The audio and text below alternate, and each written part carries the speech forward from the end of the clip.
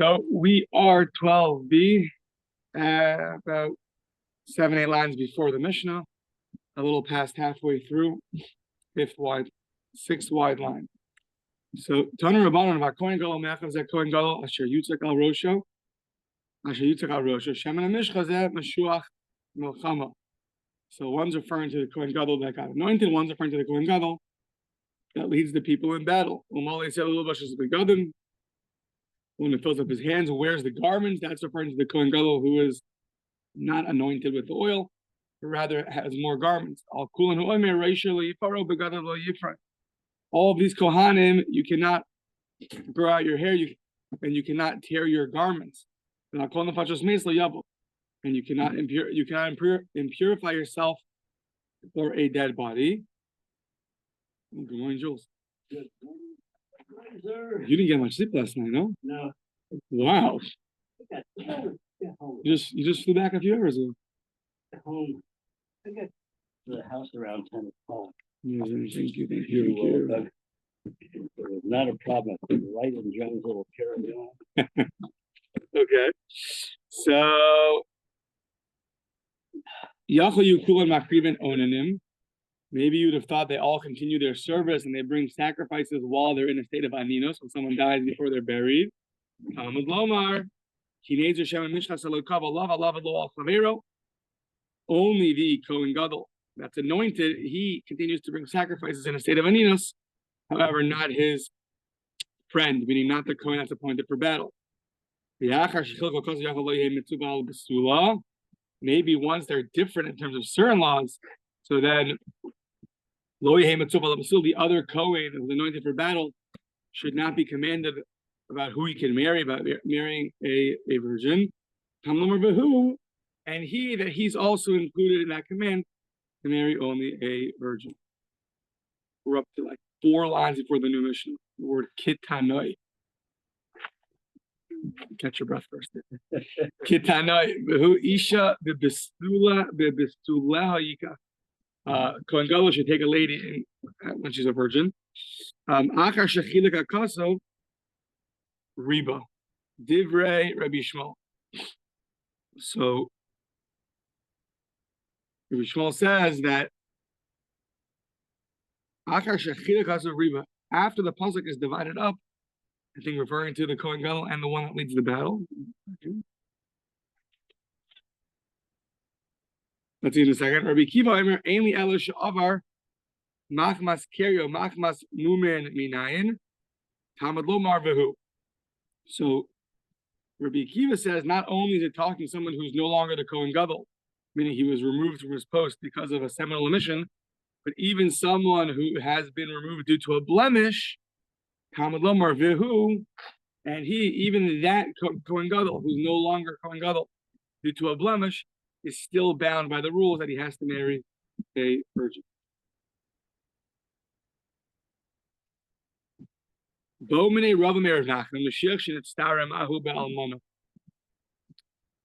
anointed Kohen Gadol that got tzaras, can he marry a widow? When we say they get tzaras, so it means he's totally pushed off.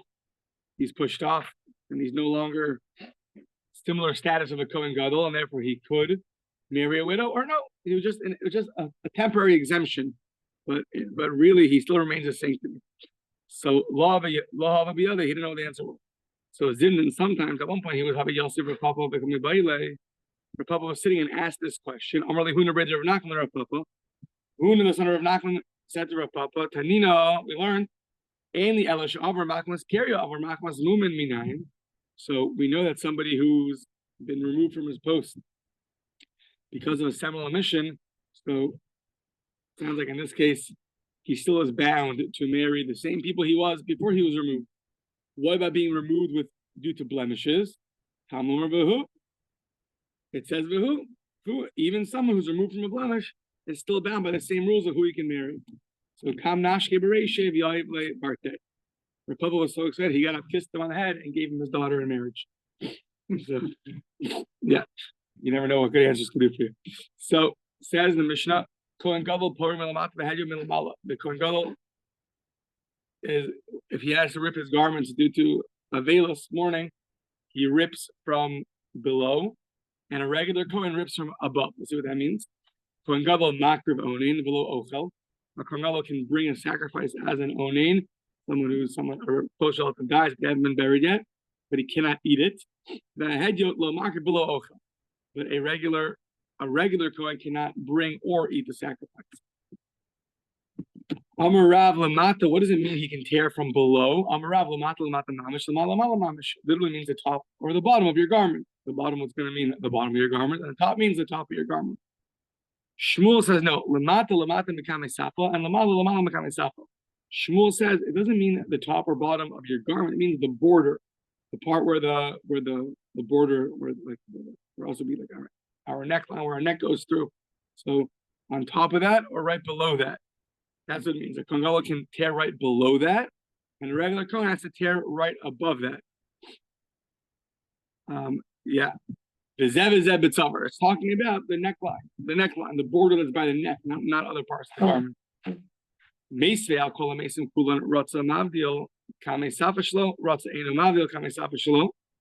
So it sounds like the Bryce says for anybody who dies, you can be mavdil kame safashlo. It means to separate between the border. Like the point here means to tear, right? Separate. Yeah, it means to tear. So to rend, yeah. So shelo ratz eina mavdil kame safashlo al aviv al ima mavdil on a mother and father you tear. So okay. So what do you see? That sounds like if you want, you could tear by the border or not. We just said no. That according to Shmuel, you have to tear by the border. So kaven de ba'alma have kera karikan begadov lo yifram. Since in general the tear that's even under the border is called the tear, so we call it here begadov lo yifram.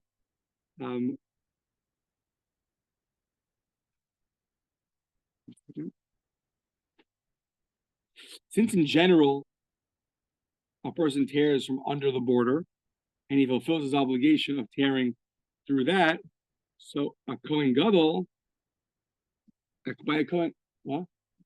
Doors should be open. I unlocked it. You want to? It's fine with me. I asked. No, close it. Joe's left open to me, and I came in the other way. Oh. That's what happened. So if in general that's considered a tear, that tearing under the border is considered tearing garments, so what does it mean that a Kohen cannot tear his garments? If he's allowed to tear under the border, and that's what's usually called tearing, so then what does it mean that he cannot tear? What can't he do? So we say Shmuel, who says you could that a Kohen Gadol tears under the border. That seems to be contrary to this brisa, which says that tearing under the neckline is usually considered a tearing, and therefore, if the Torah says you cannot tear, it's referring to what's usually considered a tearing. So how is Shmuel going to understand that? Shmuel Rabbi Yehuda Sfirle, the Omar, Kol Keresh Eino Mavdil Stafa Shalo, Eino Ella Kera Shel Tifus. Any tearing that doesn't separate from the border is just considered a tearing of futility, meaning it's considered nothing. Frivolity. Thank you. So, so such a tearing. It sounds like he holds like Rabbi Yehuda that there's a tearing that doesn't separate the border, meaning that's not on the top of the neckline. Anything other than that is not considered a real tearing. So therefore, when the Torah says you cannot tear, it's referring to a real tearing. What's a real tearing? On the top of your neckline, that's a real tearing. However, on the bottom, that's just a frivolous tearing, and therefore, a Kohen Gadol is allowed to do that. Umi is Rabbi Yehuda kriya Kohen Gadol. Does Rabbi Yehuda really hold that a Kohen Gadol could tear v'hatanya ilu nemar rosh lo yifaro begel yifro ha'isi omer barosh? If it said rosh lo yifro that you cannot grow your hair out of begel yifro and your garment you cannot tear. Hayisi omer barosh beged shel sota. I would have thought it was referring to a sota, a custom medaber. However, Talmud lomer as rosho lo yifaro ubegadav lo yifrom, his his head, as Rosh for his hair he should not grow out, and his garments he should not tear. So she'eno bepriya ubeprima kolika di Rabbi Yehuda. It's referring to the Kohen Gadol, and Rabbi Yehuda says he cannot grow it out and he cannot tear at all. Rabbi Yehuda says you cannot tear at all. Rabbi Shmuel Omer eno poram kiderech shebei adam porman. It just means you cannot tear the way other people tear, but you can tear in a unique way. Eno poram kiderech shebei adam porman elahu milamata v'hedyu milamala. Rather, he does below, and a regular person does on top. A regular tearing is on top by the neckline, so he can do in an irregular fashion. So, but we see that Rabbi Yehuda says you cannot tear, and yet we just said that Shmuel holds like Rabbi Yehuda who says you could tear. We say Shmuel savarlak Rabbi Yehuda bechada upali aleh bechada. So Shmuel will agree to Rabbi Yehuda in one way, meaning he'll agree that he cannot tear regularly, but he'll disagree with him that says he can't tear at all. He'll hold that he could tear on some level. Okay. Precedence when it comes to doing mitzvahs. A famous rule: Kol hatadir mechavero kodem eskaver. You have two mitzvahs. You want to know which one you have to do first. So the one that's more regularly done comes first. Kol hatadir, anything that's tadir, which is regular from its friend, from the other mitzvah, it gets precedence. The kol hamakudosh mechavero, anything which is holier than its friend, it comes first. Kodem eskaver. Par hamashiach upar ha'eda. You have the bull of the Kohen Gadol that he brings for an erroneous mistake, or you have the bull of the congregation. So what comes first? Upar ha'eda that they're both there, ready to be brought. Par Mashiach kodem upar ha'eda b'chol ma'aseh. You always bring the bull of the Kohen Gadol before the bull of the people. How do I know that whatever is more common comes first? It says, I think, in regard to the Pesach offerings, there when it comes to all the korbanos and Parshas Minchas, it says milvad. You bring all these things aside from the regular olas haboker, asher olas hatamid, which is brought regularly. So nifty, let's see. Ksiv olas haboker. It already says olas haboker, the ola you bring in the morning. Why does it say again olas hatamid, the offering that's brought consistently? Lamli hachi kamar, hakamar rachman. This is what the term means to say. Called the tadira kadma. What it means to say is, it's coming to teach you that the one that's more consistent, it takes precedence.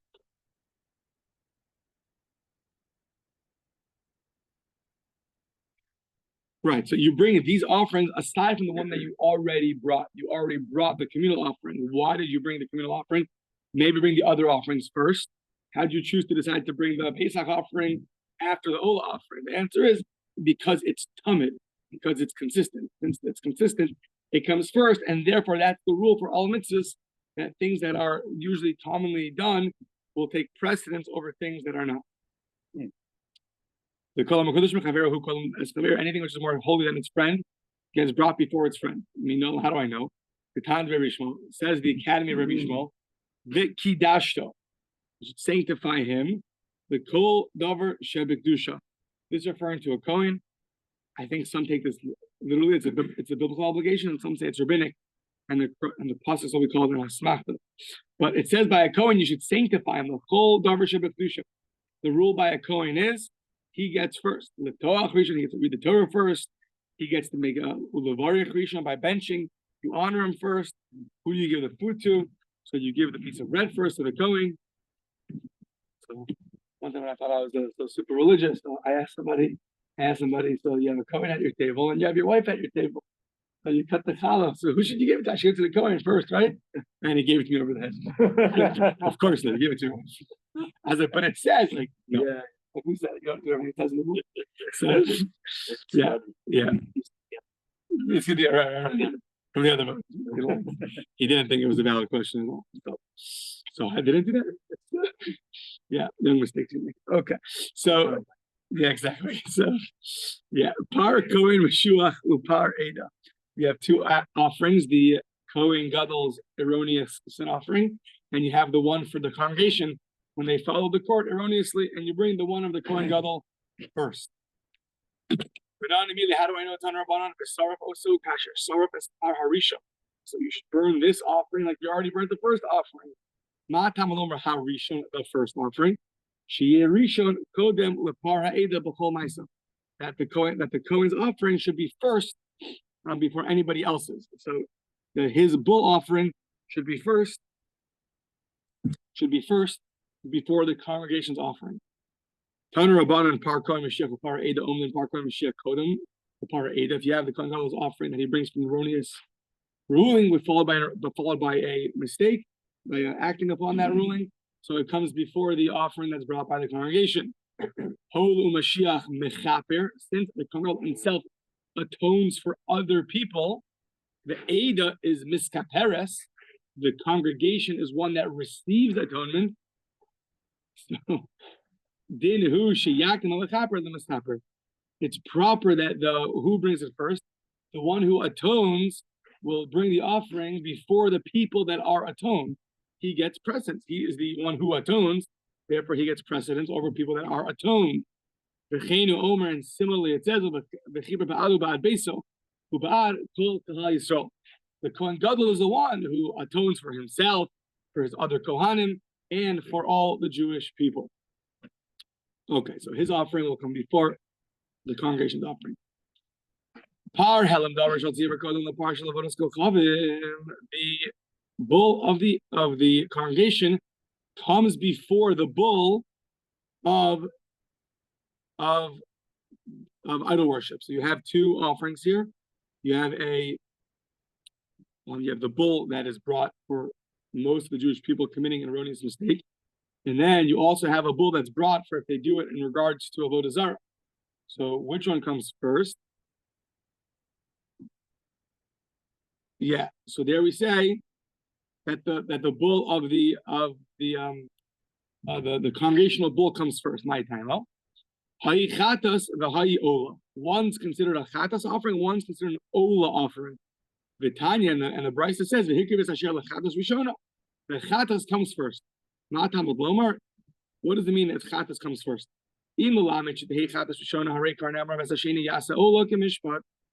the verse tells you that the chatas comes first, well, we already know that it says that you make the ola second. So you know that already. Second to what? Second to the chatas.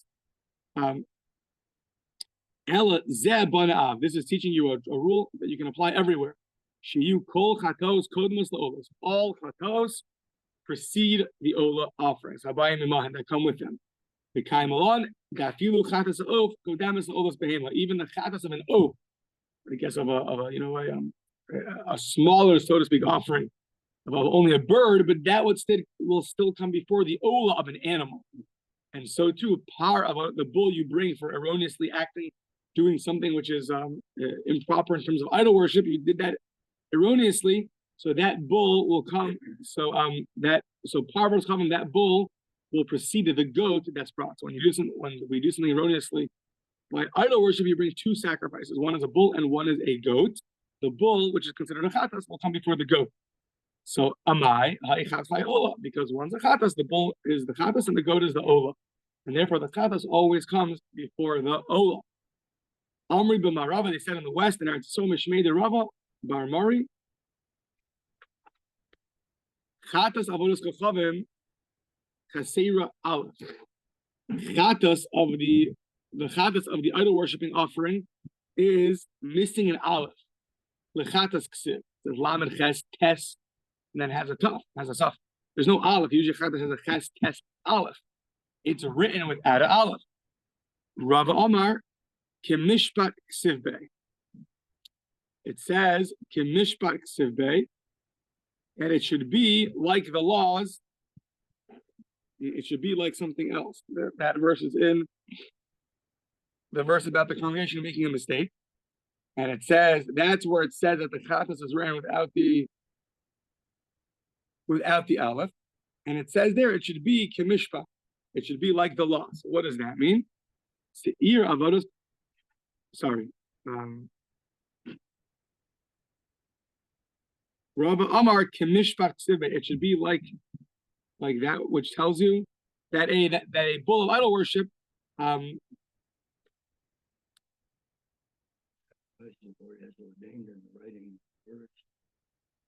yeah, meaning it should be brought in the way that the verse assigns them. And since the verse assigns, it talks about the par first, the bull first, therefore it's brought first. It says in the verse the bull, and then it says the goat. So Kamishvat means you should bring it as it is written in the verse, which means the bull comes first and then the goat. So you have the goat, that's one of the offerings brought if the Jewish people committed an aveira erroneously regarding idol worship. And now you have a goat of a king for his erroneous act. So what do you bring first? You bring our offering, the people's offering first. My time up. That's of a congregation. This is of an individual. Okay, so Seir Nasi Kodem Seir is Yachid. Now the goat of a king comes before the goat of an individual. My time, because he's a king and you're a commoner. Seir is Yachid Kodemis le Kosas Yachid. The goat of an individual comes before the male sheep of an individual. The Hatanya Kosas Yachid Kodemis Seir is Yachid. The Brisa says the opposite. That really the male sheep comes before the male goat. And Rabbi Tanai, it's actually Machlokas Tanai, what comes first? So, yeah. So two people bring, one brings a he-goat, one brings the male sheep. The sheep is male, yeah. So what comes first? So Mar Savar Seir, Adifa, Shekain, Nisrapsa Eid Levotzkachavim. Some say really the goat comes first. The goat comes first because it's used for other offerings, such as when you do something erroneously when it comes to idol worship. No, the sheep is going to come first. Why? Because there it's included by the tail, meaning there you also bring the tail. By the goat, you don't bring the tail. So that's the fat tail. Yeah. So that's its attribute that it brings. So Omer. Yeah. So Omer, now you bring the korban Omer offering. That's going to come with the animal. What comes first? The Omer, the flour comes first. Kodem lekeves before the sheep that's brought with the flour offering. Second day of Pesach, the flour offering comes first. Shtei halechem shavuos time. The two loaf offerings. Kodem lekvasim habayimohem. Those come before the animals that are brought with them, the sheep that are brought with them. The bread offerings come first. Zehakal, this is the rule. Davar haba begin liyom, kodem ledavar haba begin lechem. So something which is brought for the sanctity of that day because of the day, so comes before the davar haba begin lechem, comes before Zehakal davar haba begin liyom, kodem ledavar haba begin lechem. Because of the trade-off. Meaning, the first thing you bring is a thing for that day, and then it sounds like the animals are brought they're dragged along. Because at Shavuos, you bring the bread. Well, once you bring bread, you bring the animals. But first and foremost is what's explicit that's about that day, and that is the bread offering or the Omer. You bring the Omer. Oh, with the Omer, you bring something else. But the first and foremost is you bring that which is for that day, which is the Omer or the bread offering. Okay, now this is talking about, I believe, who you save first. So people are drowning or whatever else, there's a fire. So you have to know these exactly. I mean, there could be different factors. So it says here, Ha'ish kodem l'isha, a man before a woman. Does that mean even your relative, even your wife? You have to every man over every woman. So okay. Ha'ish kodem l'isha. So Ha'ish kodem l'isha lachios for if they're dying, so you save him. So if you only obviously save everybody you could, but if you only save one, ula hashiv aveda, but to return a lost object, or to return a lost object, the man will come first. The ha'isha kodemes leish lechasos, but a woman would come before a man lechasos to cover them, to give them clothing. It's more disgraceful for her to not have clothing. Ula hotzi mibesa shevi, or to remove her from captivity. She should be redeemed first. Bisman sheshem obnin b'kalkala, when they're both in a tremendous state of disgrace, Rashi says that the man is being they're having relations with the man in captivity. Then ha'ish kodem l'isha, sounds like that disgrace is worse. That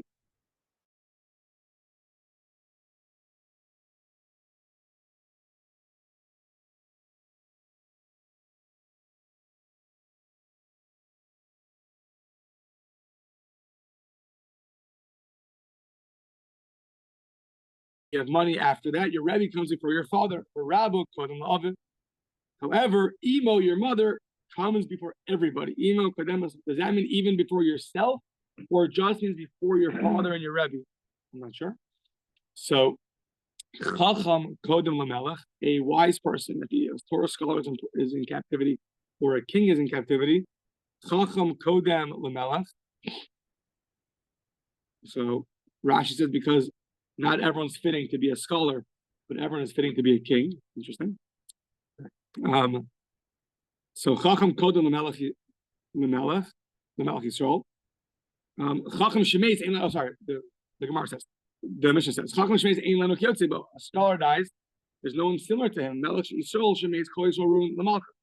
A king who dies, anybody could be king. Melech Kodem LeKohen Gadol. The king comes before the Kohen Gadol. I don't know if it's referring to keeping alive or returning lost object, or captivity, or everything. I'm not sure what's going on. Not clear to me. Okay. Melech Kodem LeKohen Gadol. The king comes before the Kohen Gadol. Shenemar Vayomer HaMelech Lahem Kechu Yimachem Avdei Adonechem. So the verse, David HaMelech, he refers to himself as a servant. It says, Vayomer HaMelech Lahem Kechu Yimachem as Avdei Adonechem. Take for yourself the servant of your master. We hear Kaftim Shlomo B'nei Al-Prida Shirli. Sounds like David includes himself as a servant, and therefore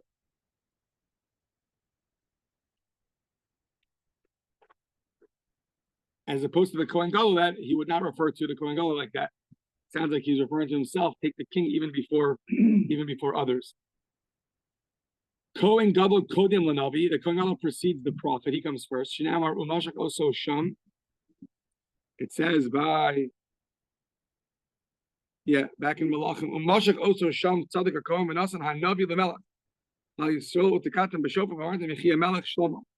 So it says V'Nasan HaNavi L'Melech. So it says there that the Kohen Gadol came before the Navi. How do I know? Because Hiktim Tzadok L'Nasan. In the verse, Tzadok came before Nasan. Tzadok, the Kohen Gadol was listed before Nasan, who was the king, who was Nasan before, who was the prophet. So therefore, the Kohen Gadol comes before the prophet. The Omer Shemana Yoshu HaKohen Gadol Atav. It says in Zechariah, listen up, Yoshu the Kohen Gadol Atav, you and your friends that can do miracles, but the Kohen Gadol is listed first. So it says Yachol had Yotos Hayu. Maybe it just means that Kohen Gadol is listed before regular commoners, not before prophets. There's no people that can do miracles. The Ein Mofes Elanabi. The Mofes, one who could do wondrous things, is referring to the prophet. Shenemar B'Nasan Lacha Os O Mofes. That the prophet.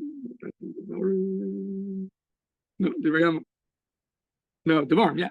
That the prophet is going to place for you a mofes, something wondrous. So when it says wondrous, people that can do wondrous things is referring to the prophets, and yet it lists the Kohen Gadol first. The Kohen Gadol that's anointed comes before the Kohen Gadol that has the garments. But the one who gets anointed and has more garments, when he's anointed not by the special oil, he comes before the Mashiach Sha'avar Machmas Kerio. He comes before the interim Kohen Gadol who was removed due to a seminal omission. And Mashiach Sha'avar, the Kohen Gadol who was removed due to a seminal omission, comes before Kodel La'avar Machmas Nulo. He takes precedence over the one who was removed due to a blemish. Avar Machmas Muma, but the Kohen Gadol who was removed due to a blemish will still come before the Kohen Gadol who was in charge of taking the people to battle. Kodem Mashuach Melchama, and Mashuach Melchama, and the one who leads the ones to battle will come before the Skan, will come before the assistant Kohen Gadol, the one that's there, the deputy who's ready to step up if one needs to. Kodem Skan Dome Le Amarchal. So the Skan comes before the Amarchal. Who is the Amarchal? My Amar Chal, Amar Rav Chisda, Amar Rav Chisda, Amar Kula. Sounds like the person that everyone listens to, some kind of also leader of the Jewish people. He's appointed on top of everybody, and you cannot respond. You can't answer to him. Meaning whatever he says goes. I can't argue with him. In Amar Chal, what did he say? The Gaba, yeah. So Gaba Rishon, Sheni, Shlishi. So Amar Chal Kollel the Gizbar. Amar Chal comes before the Gizbar is the one who's in charge of who's the treasurer. What if the treasurer is also a Gaba? Where is he? Not here. Okay. So Amar Chal Kollel the Gizbar comes before the Gizbar. Gizbar Kodem the Rosh HaMishmar. The one who's the treasurer comes before the Rosh Mishmar, the head of the Mishmaros of the Kohanim. Rosh Mishmar, Kollel, Rosh Beisav. We know that the Kohanim were divided up into 24 groups. Those are called the 24 Mishmaros. And every one of the 24 groups was divided up into 7 groups.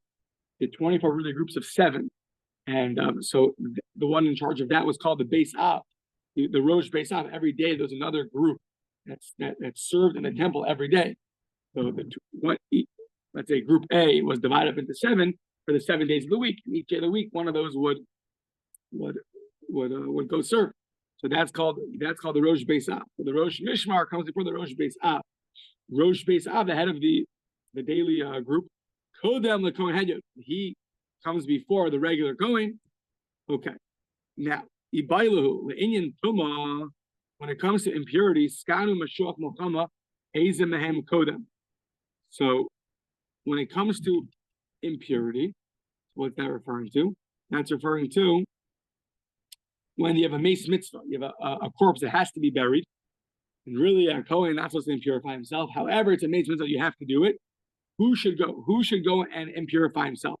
Should it be the deputy Kohen, or should it be the Kohen Gadol, the Kohen that's in charge of leading the people to battle? So that we say, Ezemem Kodem, Amar Marzucha, Breder of Nachman, Hashma, here's the Brisa, the Tanya, Skana Mashuach, Mokama Shayu, Mahalkim Bederech. These two are walking along the way, and they were encountered a mace mitzvah. Better that the one leading the people to battle impurifies himself than the deputy Kohen Gadol. Why? Because the Kohen Gadol has some kind of blemish or he becomes impure. We need the deputy to be on deck, ready to go. The deputy is also impure, and we're stuck. He needs to be on deck to come take his place. But it says the Mashuach Mokama, the one who leads the people to battle, comes before the Skan, the deputy. So that's referring to who do you save? If they're both drowning, if you save one of them, yes, the one that leads people to battle is of a higher position than the one that's the deputy. When it comes to who should impurify himself, there the deputy comes first. Now, regular precedence. Who takes precedence? So a Kohen is Kodem LeLevi, a Kohen before a Levi, and a Levi LeYisrael, and Yisrael LeMamzer, Yisrael before a Mamzer, someone who's born out of illicit relations. Who Mamzer LeNasin, a Mamzer comes before someone who's a Nasin, who comes from the I believe the Gimonites. The Nasin LeGer, and a Nasin will come before a convert. The Ger LeAvim Shukha, but a convert will come before a slave who was he was non-Jewish, became a slave, and then when he's freed, he also has the status of a convert. Yet a regular convert still comes before him. So Emasai Bezman Shekulim Shavim.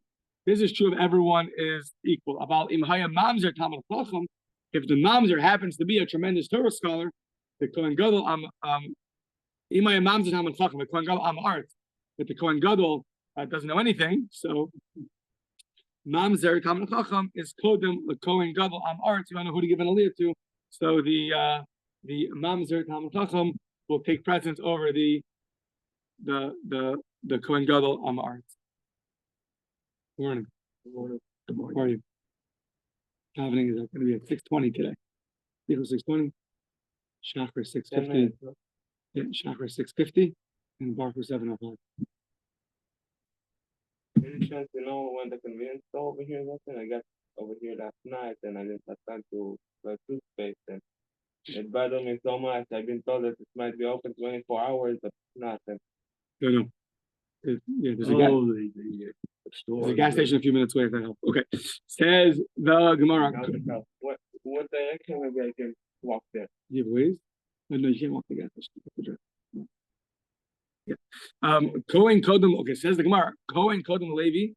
A Kohen comes before a Levi. How do I know? Shinamar.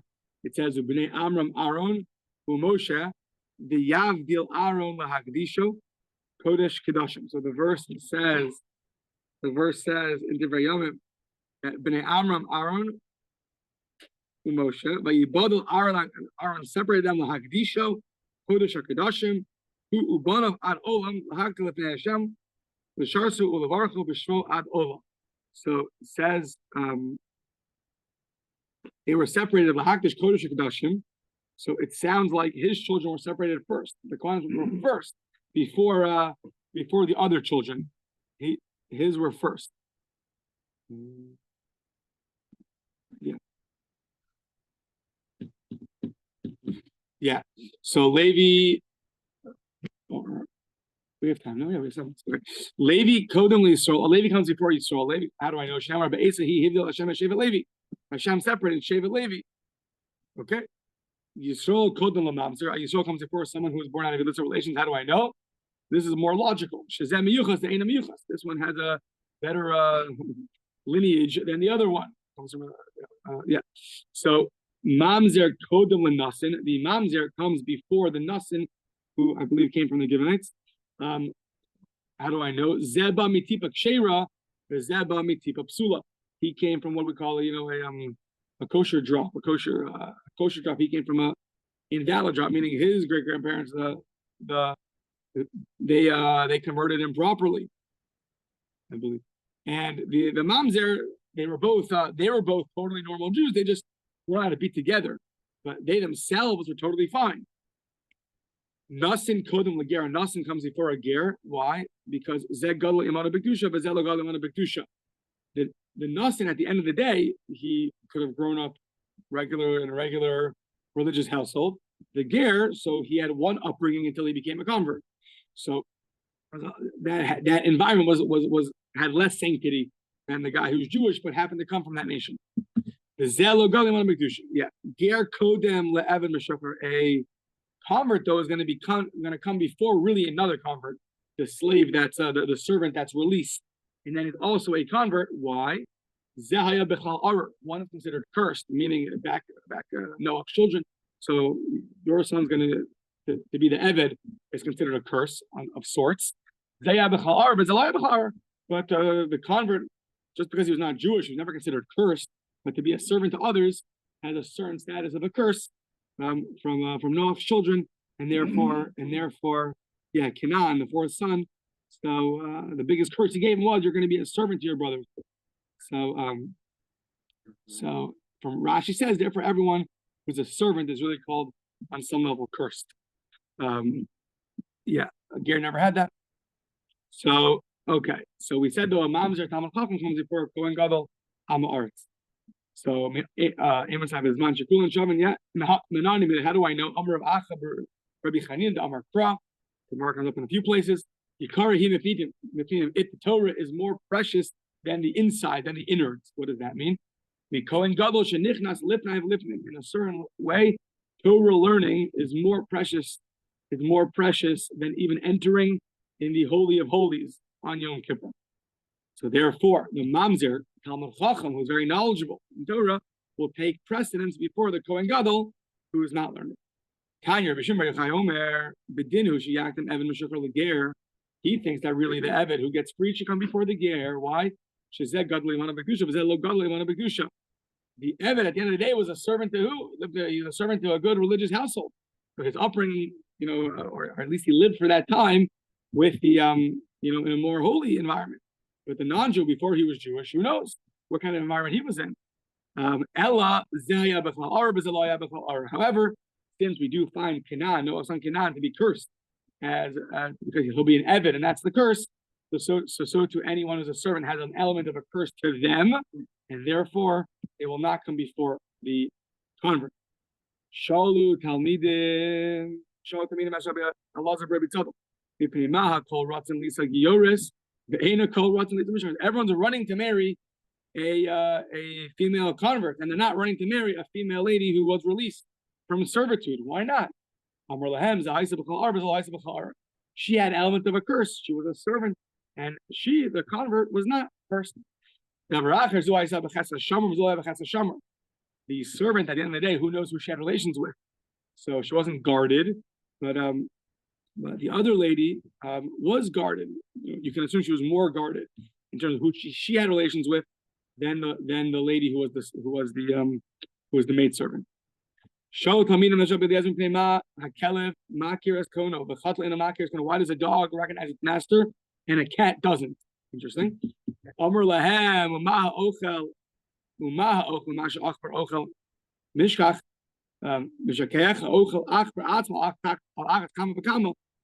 see that one of the things that causes people to forget is eating food that a mouse one time ate from. Cause a person to forget their learning. How much more so the one that actually eats the mice, like a cat, how much more so it's prone to forget. So therefore, it doesn't remember exactly its master as well as it should have done. Is it 6:18? Okay, I guess we'll stop. Oh. Sorry, this Masechta is taking forever.